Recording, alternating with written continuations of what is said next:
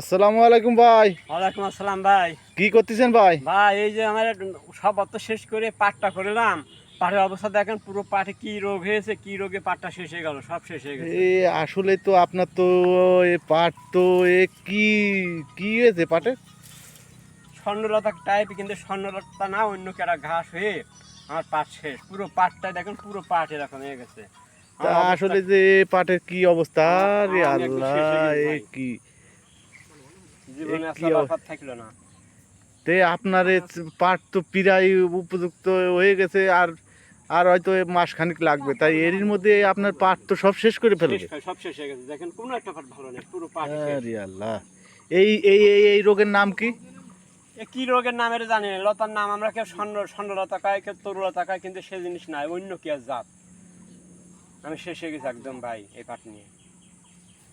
কি করবো দেখেন, পুরো পাটটা কি অবস্থা, কি অবস্থা, আল্লাহ তাল্লাহ।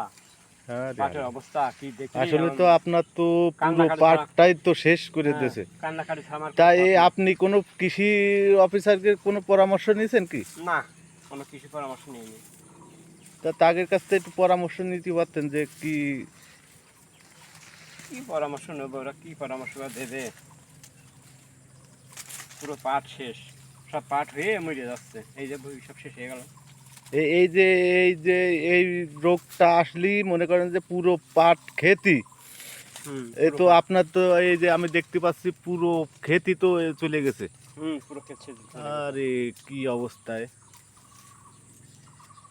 খুব খুব খুব করুণ অবস্থা আমার ভাই। এই পাটই আমার, এইটুক জমি, আর এই জমিটাই শেষ আমার।